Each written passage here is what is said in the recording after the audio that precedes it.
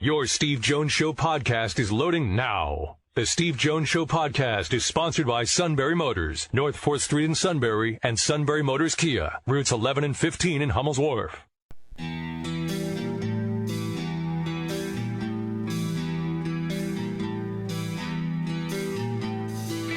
Sports talk where your voice counts. This is the Steve Jones Show on News Radio 1070 WKOK. Now from the Sunbury Motors Studio, here's Steve Jones. Happy New Year to all of you. Yesterday's show, I think you could tell we had pre-recorded because we knew somebody was traveling. And fortunately, to be honest with you, I traveled instead of on a charter. Believe it or not, going commercial worked out better. There are a lot of people who got back really late to State College last night because of some travel issues. And I got here to Ann Arbor exactly on time. Thank goodness. Matt, Happy New Year to you. Happy birthday to your young son. Thank you. It is good to be back with you live, and it's good to be celebrating a Rose Bowl victory. That was a lot of fun. I will say this, the last 9 minutes of the game, for Jack Ham and me, we talked about this after the game. That was about as much fun as we have had in anything that we have done, because you knew with 9 minutes to go that not only were going to win, they were going to win the Rose Bowl. And that is one of the something that, and I know in my career I always wanted to do, where I announced a game where the team I was broadcasting for won the Rose Bowl. And, of course, it's my alma mater, even more so in Jack's alma mater. And you watch them do it, and it was like, this is really cool. But, you know, it doesn't matter about the personal point of view. It matters about the team point of view. They played the way I thought they were going to play, Matt. You watch practice, and Friday's practice essentially is the Wednesday practice. So that day you're doing everything you're going to do in the game. Then the Saturday practice will be Thursday, and it's a walkthrough so that, you're not using, you're using a ball, but the ball isn't going anywhere. For example, it's not being thrown or. And then the ball is thrown on the Saturday practice, which would be the Friday practice. I think it was Sunday was that. And we're watching Sean Clifford throw the ball on Wednesday and then watching him throw it on Sunday. Or I should say Friday and Sunday, which would be the Wednesday, Friday practices. Jack looks over at me and says, I said, does it look to you like he's throwing the ball with more zip? I said, yeah, I thought that in State College. I said, wow, I thought after having a little time off, he had some real, like bang, bang, bang. And his accuracy was terrific in practice. Like, okay. Now, you always ask the question, okay, that's great. Now let's see it carry over into the game. Like I've got basketball tonight here in Ann Arbor. So, they'll come out and warm up. Oh, did you see that? Funk hit every single three. It's like, well, or Funk missed all 10 of his threes in warm up. That's a disaster. Then you hit your first two, and guess what? You're 2 for 2. So I don't put, I put some stock in it, but they look sharp. Everything looks sharp. And the deep ball looks sharp. So I was talking to Mike Yursich on Saturday, and I said, geez, Mike. I said, Jack and I think he's throwing it with more zip. He says, yeah, we do too. He says, we're going to take some shots. He says, a couple of them. He says, but we're going to take some shots on Monday. And Sean looked great in State College. He looked great down in Carson. And then, of course, they got to the game, and he looked great. Singleton and Allen were Singleton and Allen. You think about the offensive line. Let's go back to what we talked about in the preseason. I said when you start a preseason, Matt, what's one of the goals? You want to get better, but what's one of the goals in the preseason? You want to have pretty much the same team at the end of preseason that you had when you started it. That makes a big difference. And then you want to have at the end of September pretty much the same team you had on the opener. And at the end of October, you want to have pretty much the same team. I'm talking about personnel-wise. Well, Penn State, like most teams, didn't end up with the same team at the end of every month. Because now you're looking out there and 60% of the starting offensive line that you had against Purdue is not out there in the Rose Bowl. Yet they all performed well. It was great to get Caden Wallace back, and he played well in the game. Here's the other element I thought was so impressive about the game, Matt. And that was Brenton Strange declared for the NFL draft. We all knew Jair Brown was going. P.J. Mustafa, we already knew he was going to be done. Sean was going to be done. Juice Scruggs declared for the draft. And guess what? When you sit there and you look at it, right, they did not make cameo appearances. They did not have a structure of plays where they played X amount of plays, right? They played the full game. And that, to me, means so much. I mean, I think that means so much. And it tells you everything about the mentality of this team and why they succeeded this year. It is something I saw in the winter workouts, and I went to, I think, 4 of them last winter. Remember the talk show at the spring game? James was talking about how he went to winter workouts. And I could see it. I was like, okay. Then you saw in the spring that ultra-serious nature to what they were doing. All right. Saw it in the preseason. Nothing changed. Quiet, confidence, serious. Like the depth we were seeing, like the freshmen.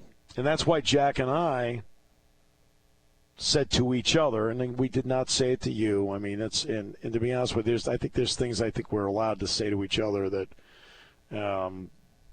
we prefer to keep it that way.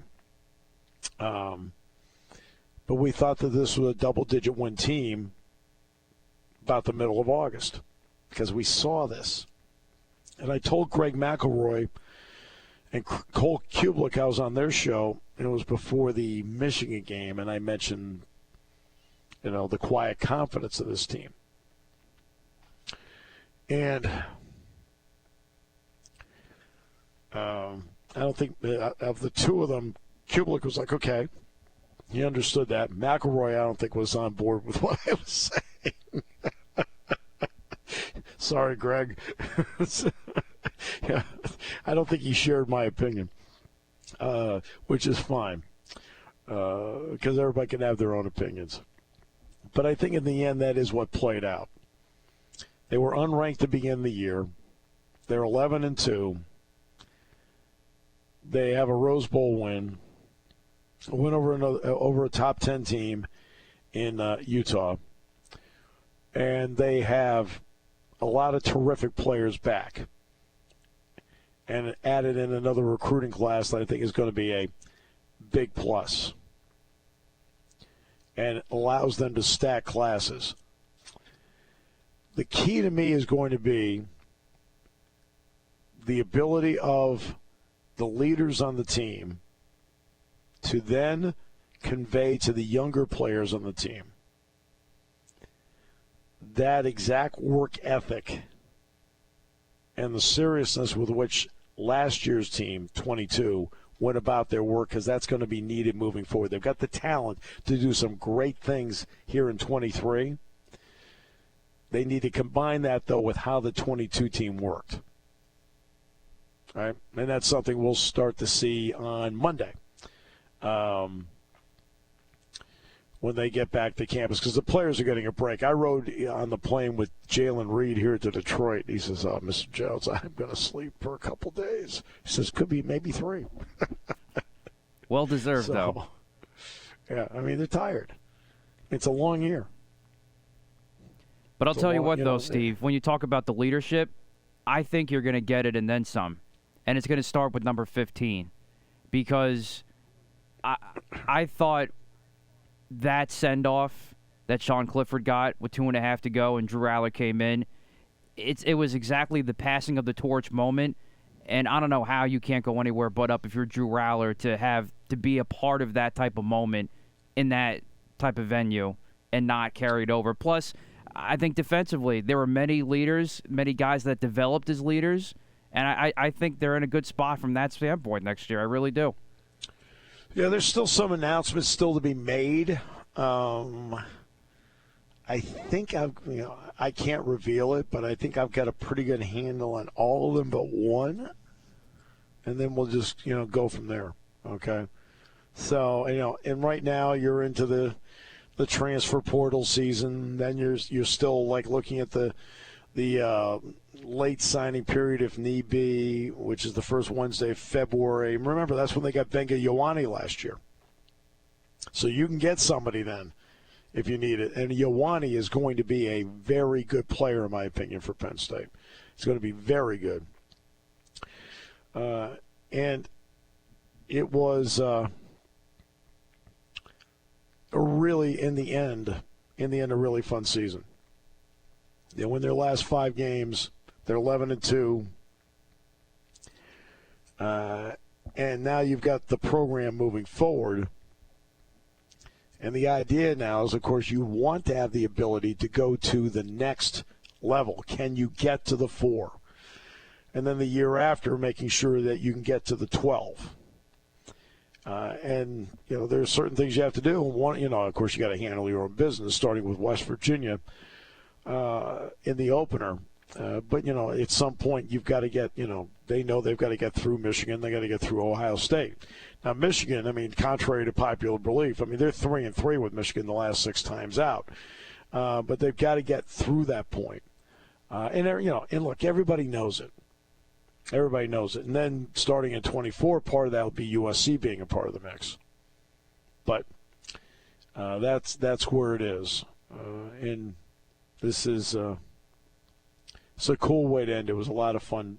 And it was fun, again, just sitting there in the broadcast booth for us, knowing with 9 minutes to go, they won it. Right? There's going to be no nail biting.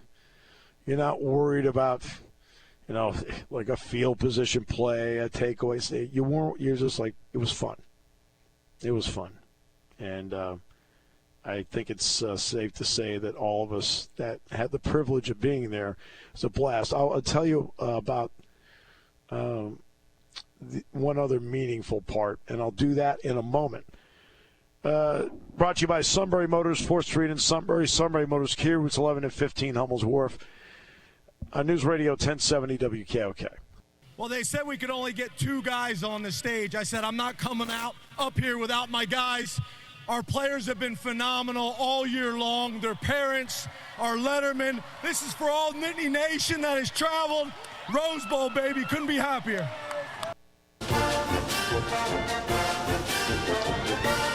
That was great. That was at the end. Now I'm going to talk about the beginning. On Sunday, Allen Robinson was at practice, spoke to the team. And that was great because Allen's on IR right now, even though the Rams are playing the Chargers that day. He's on IR.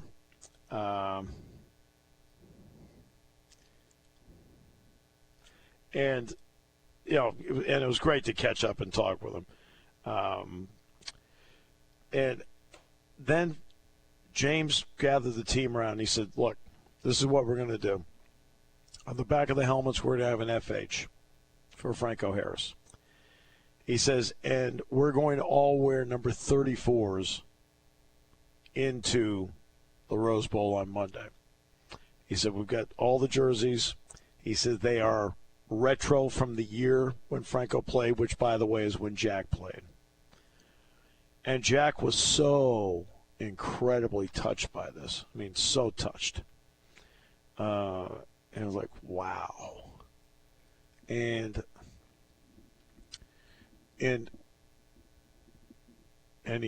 Jack said to me as we were going back on the bus from practice, he says, boy, I'd love to get one of those. I said, no. I'll take care of it. I said, I'll get a hold of Kevin and I'll get a hold of Ben and talk to them and see if we can do it. And Jack texted Dana Harris to let her know that they were going to do this. And, of course, she was, obviously she's been, with all of her grief, she was incredibly touched. And so she knew on Sunday that they were going to do it. And I was able to go through Kevin Threlkel, and then I talked to Ben Herman and equipment. And I said, hey, Jack was wondering. He said, and Ben's like, and Kevin were like, oh my God, of course he was Franco's teammate at Penn State and with the Steelers. Of course we get a jersey. And then not only that, the bonus was that, to be honest, they gave me one too. So yes, we walked in with the team, and everybody had the 34s on, led by James. And yeah, we broadcast the games with the 34 jerseys on. But what it meant to the class with which it showed, the heart with which it showed, the meaning that it showed, what it meant to Dana Harris and what it showed, and what it meant to Jack as one of Franco's former teammates, longtime friend. He was so touched by it that they would do it. It really was a cool thing. I mean, like there's certain things that you like, hey, that's really cool, but this was beyond that. It was the depth of it was, and then of course the players did a great job of playing up to that standard and playing so well, because that is where Franco and the Steelers, that stadium is where they won their last Super Bowl, as a matter of fact. During that run, of course. All right, here's one for you. The Giants are playing for nothing on Sunday, and the Eagles are playing for everything. Who would have thought that? That is pretty unbelievable. I mean, the Giants, and now you would have thought going in that the Eagles would be playing for a lot at the end, the Giants would be playing for nothing because the Giants would be playing out the string.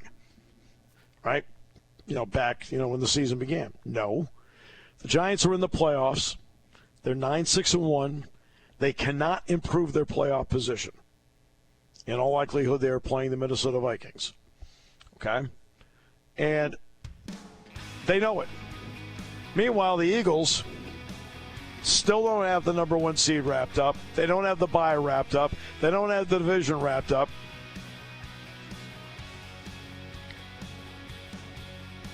So I ask you, big-time Eagles fan, when I said Gardner Minshew's nice but not great, you've got some problems. Hey, and you guys all got mad at me. Hey, I was dead wrong. I was absolutely dead wrong. You all got mad at me, right? Okay. That's all I have to say. We were all dead wrong. Minshew, I don't know what that was last week. And you know what? It was on in the room, but I didn't see much of anything over the weekend. And obviously, I really can't comment on the Damar Hamlin thing at all. I really don't know what to say about it. Taking your calls at 800-795-9565. This is The Steve Jones Show on News Radio 1070 WKOK. Now, from the Sunbury Motors Studio, here's Steve Jones. Sunbury Motors, 4th Street in Sunbury. Sunbury Motors, Kia, routes 11 and 15, Hummels Wharf, and online at sunburymotors.com. Ford Hyundai, the best in new inventory. And I'll tell you right now, January is a great month to buy a vehicle. It really is. You can have some really good talks with the great salespeople there. It's a great month to buy. Okay? And fabulous pre-owned inventory as well. And a great service department to back it all up at Sunbury Motors, 4th Street in Sunbury. Sunbury Motors Kia, routes 11 and 15, Hummels Wharf, and online at sunburymotors.com. There really is not much I can say about Damar Hamlin. Penn State badly wanted him when he was coming out of Central Catholic. Of course, Johnny Patrician was already at Penn State at that time, and he was Damar's teammate at Central Catholic. And I think it came down to Penn State, Ohio State, Pitt, and he decided he wanted to stay home. Okay. And eventually John transferred to Pitt and joined him there. But They really wanted him, and they had nothing but the greatest things to say about him. I did not see the play at all on Monday night because we were doing the game. We were doing the post game. Then Jack and I went down to the locker room for a little bit. Then we went to the bus, and it was on the bus when we were waiting for the players and the coaches to come out to take us back into downtown Los Angeles that we were and Dick Girardi texted me. I was just getting down toward the bus, and Dick Girardi texted me that something happened. And the heck is that?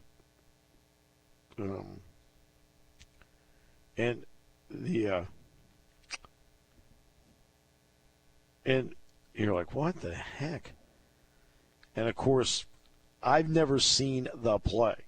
I've never seen it because there's no replays of it or anything like that. So we're on the bus. I don't know. It's about 9. Let's see here. Not 9. Quarter after 9 in the East. Maybe 9:30, and Dick sends. He says, "I'm not sure what's exactly going on, but a Bills player collapsed and is being given CPR. Not sure who it is, but the teams have gone to the locker room." And then he started telling me who it was after that. And, you know, one of the tough spots for people in this profession doing talk shows, which is also a tough spot that happens with the TV people, okay, is with all this 24/7 coverage, is you're expected to come out and say something, and you're sitting in a studio and you have no idea what's going on, or you're sitting doing a show like I'm doing right now, and or sitting on a bus, and you have no idea what's going on. And you're just trying to fill time. So, let's bring on an expert to talk about it. Let's bring on an expert to talk about it. Let's get a reaction from one of the NFL analysts. Your thought, and nobody knows anything. Nobody knows anything. And even right now, nobody knows anything. In other words, what caused it? I mean, for all we know, this is something that's been brewing inside him for a long time. We don't know. Right? Or it could have been a hit. I don't know. Nobody knows. It's just you feel awful for him. You feel awful for his family and friends, the hell they're going through. 24 years of age, this isn't supposed to happen in life. And we go back to Hank Gathers. And Hank Gathers had trouble at Loyola Marymount, finally got cleared, and this is in 1990, and on the court, of course, he collapses. And they didn't have the equipment needed that they at least had for Hamlin in the stadium on Monday night, and Hank Gathers didn't make it. And then earlier than that, almost about 50 years ago, Chuck Hughes with the Detroit Lions, they're playing the Bears. It was actually a big game for Detroit. Greg Landry throws him a pass. Hughes catches it, right? And, they're going downfield. They're trying to win it. And there's another play, and as Hughes is going back to the huddle, he just falls down. And Ed Obradovich, who was playing with the Bears at the time, thought he was just trying to delay the game. He's like, what the heck is he doing? And Dick Butkus is over by him and starts waving frantically, and Obradovich says, "Oh my God, what's going on?" And he looks, and they could tell he was dead on the field. Well, he had a problem with his spleen he had injured his spleen in the preseason, and back then the same thing. You don't have the same medical advances you have now, and it turned out it led to an even greater problem. Because they had surgery and they didn't find it. They did not find it. And so he collapsed. Like, oh, my God. And he died in the field. Gathers died on the court. essentially. Now he's still with us. It sounds like he's making some improvement. But what caused it, none of us knows. Zero. It could have been, it could be because he was playing football. Sure. It could be because of the hit. Sure. Or it could be he could have been walking down the street at the age of 24 and just collapsed. Because something had been brewing inside of him that nobody was aware of. We don't know. We don't know. And that's what makes this story so tough to talk about. Because none of us has any information at all. None. We're just, all of us are just mostly talking to talk to fill time when it comes to this story. You can talk about the man's character, the toy drives in Pittsburgh, everything. I can tell you what the Penn State people thought of him during the recruiting process and even after the recruiting process. They loved him. Thought he was great. Right? They felt bad he didn't come to Penn State because they thought he would have been a terrific player for them. He ended up being a terrific player for Pitt. Played against Penn State a couple times. Johnny Patrician thought the world of him. I talked to Johnny about, when because Johnny was in and out of the lineup with a couple of injuries, and his name came up at practice one day as we were standing next to each other talking. And Johnny has a great personality. Everybody's always known how much I've liked John. And he was telling me just what a great guy. He went to high school with a great guy, the whole deal. Then it turned out John ended up transferring to Pitt. And he joined him there. So you've heard nothing but positive things about Damar Hamlin because that's the kind of guy everybody knows he is. You want so badly for this to have a tremendous outcome, but all of us have to sit here and wait, and we don't. Everybody can guess and speculate, but nobody knows the reason why. Nobody. Now, the doctor's treating him, may have a handle on it now. I don't know. They haven't said. But we don't know. It could be one of, who knows, 20 to 50 things. And that's why it's been difficult for everybody. And look, Scott Van Pelt's trying to talk to Ryan Clark, and poor Scott doesn't know what to, he's just trying to direct it in such a way where, so they can get the best meaningful conversation out. Ryan Clark was trying to at least give some sort of perspective and answer, but the bottom line is nobody knows, right? And by the way, the people on TV and the people doing these shows would be the first ones to tell you we don't know, because we don't. We're all just guessing. The only thing that everybody is absolutely on the same page with is you pray for the best single outcome possible. So that's where I don't think I can say much more than that, Matt. I really guess saying more than that, I think you want to stay in your lane. Unlike some other talk shows who haven't. Well, like I said, I just don't know. We have our own way of doing things. We've always said that. And by the way, the vast majority of people who do this for a living are very responsible. Okay, and at least my opinion. And you're told, hey, you have to talk about this, and they're probably sitting there going, "Oh, you gotta be kidding me, really?" What do I say?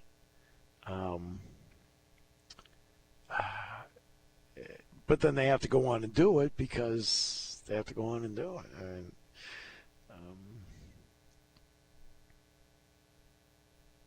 it. You just kind of I'm not going to go any further with it only because there literally is nothing I can add to the conversation except to say, God, I hope he has the greatest outcome possible. And, we're all praying and rooting for him. So, okay, we'll take a break. We'll come back. We'll find out what Luke received for his birthday. I understand that, like stock and toys for us, I guess, like jumped like 18 points. Always. Oh, you didn't get him like an Aaron Judge doll, did you? No, I did not. I wanted to get him a jersey, but I was denied. By whom? My wife. Oh, my respect for her goes up like almost every hour. We'll come back with more in a moment here on News Radio 1070 WKOK from Ann Arbor on News Radio 1070 WKOK.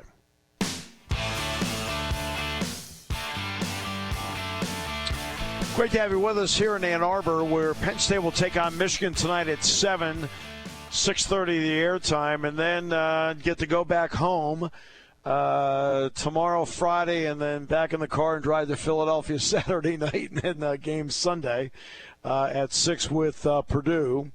That will be at the Palestra, and then I think at that point, I think I'm home for 8 days, something like that. So... All right, so what did he get for his birthday? Well, the biggest gift he got was a big combine because, as I've said before, he's very much a little handyman himself. He loves his combines, his tractors, his lawnmowers, all that kind of stuff. So we got him a combine. He was very excited about that. He got another tractor. Trying to think, what else did we get him? He got so much stuff, it's all like a blur. The one thing that my mother-in-law got him, which I thought was really cool, was since he's starting to notice some things when we take him to mass every Sunday. He's starting to really like some of the things that the priest does. So he said he wanted like a chalice and the vestments and all that kind of stuff. So my parents got him like a really tiny chalice for him to use, and my mother-in-law made him 2 sets of vestments. So there's a picture. Oh. I don't know if you saw it on Facebook. There is a picture of him in his vestments, priest vestments, playing with the combine. Yeah, that's what most of the clergy do. We call him like a mini really? St. Joseph. Really? Jeez. So those are some of the highlights. Plus, we did get him a tractor cake. And he liked that a lot. Oh, good. With was it a John Deere? Or? Yes. Oh, he's a big John Deere guy. John Deere kid already. So was the tractor green? Yes. Oh, very nice. Yes. Very, very nice. So it was fun. Oh. I love it. And Uncle Kevin again got him nothing. Get the lingerie on the deck. Call the janitor. He's got a birthday? I was like, yeah, everybody does, Kev. All right. Well, that's great. I'm glad he did. Now, was there any issue? I know people are like, oh, we're listening about Matt's kids. Look, after the previous segment, let's just lighten up life here just a little bit, okay? So how does Mark react to Luke getting all the gifts? He kind of is starting to want to play with some of the stuff that he's getting. So, and actually, he got not 1, not 2, but 3 kid vacuums because they're both obsessed with it. But then Luke always takes over anyway. There is like at that point where Mark's like really trying to fight for, his rights to toys. So, working on the sharing, in that aspect. Well, this is where again your wife comes into play, the brains of the operation. That is correct. It also gets you off the hook for having to do anything. Also true. Which in a subtle way actually makes you the brains of the operation. I was like, as I always told my wife, I said, I try to show you very little of what I'm capable of. I said, that way there are no expectations. Oh, my almighty! I mean, could I repair the lamp? Yeah. Could I repair the electrical outlet? Actually, I could. There are a lot of things I could do. I'm like, let's just call somebody. I'm the exact same way. But in my case, my wife will just do it herself. Well, no, I'd have to do it. No, I would. Actually, that's what does happen, to be honest with you. I can fix a lot of things. Now, I'm not going to sit there and hey, let's fix the stove. No. Yeah. But have I put in outlets? Yes. Have I put in light fixtures? Yes.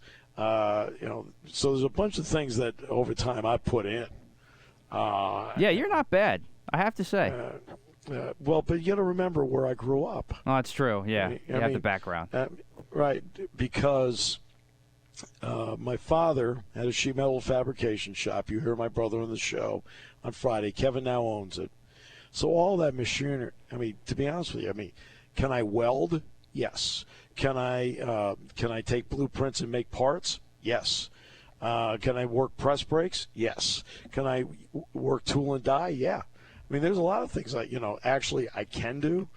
I just don't advertise it a lot because then people expect you to do it. I like to sit on the couch and watch the game. If you don't mind. Bingo! Just want to put my feet up. I feel pretty good right now.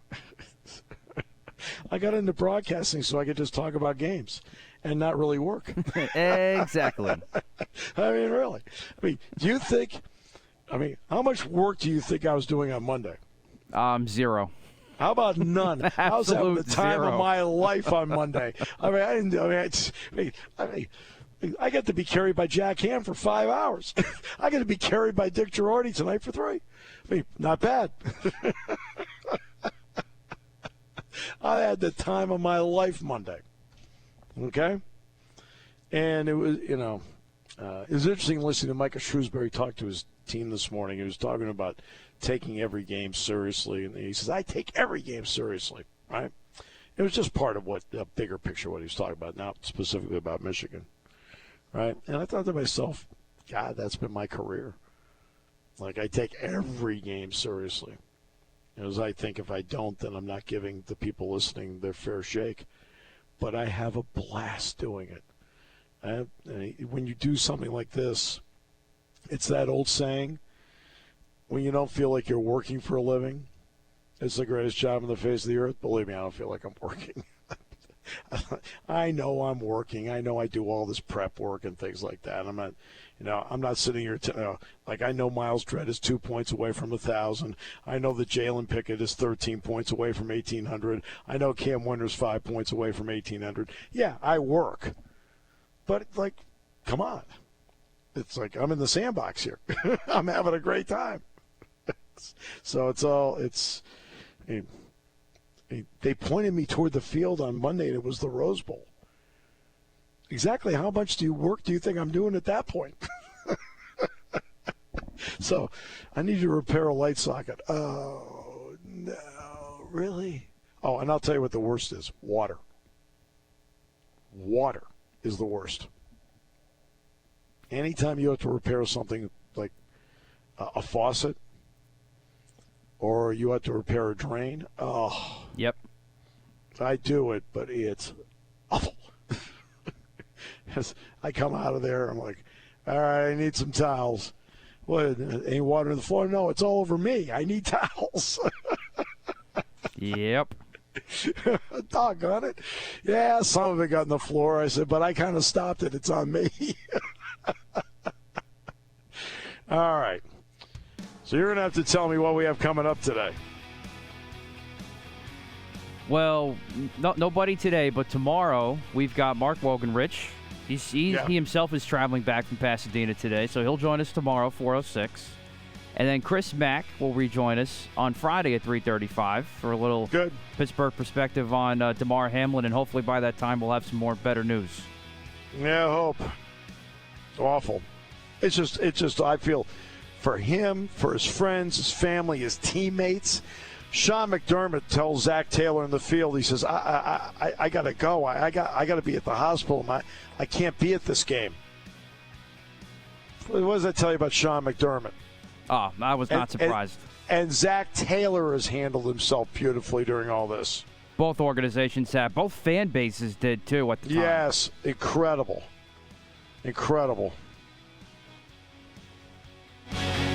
When it comes to car buying, there's the other guy's way, and then there's the SMC way. The other guys force you into a vehicle you really don't want. The Sunbury Motors way lets you take the time you need to browse, ask questions, and take the test drive and think on it. For over 100 years, the Mertz family and all their employees have made your experience the most pleasant one you'll ever have. The other guys won't offer you the best price for your trade, no matter how much they say they will. The SMC way is their promise to provide you with the most money the market shows your vehicle is worth. The SMC way is to offer you all applicable factory rebates on new vehicles and generous discounts. Looking for a pre-owned vehicle? The SMC way checks each vehicle with a 200-mile radius to determine the lowest price, then beat it. It's the lowest price promise, just part of the SMC way. The choice is up to you, the other guy's way or the SMC way. The SMC way wins every time. Sunbury Motors Company in the North 4th Street Auto Plaza, Sunbury, and at sunburymotors.com. Selling more cars and satisfying more customers for over 100 years.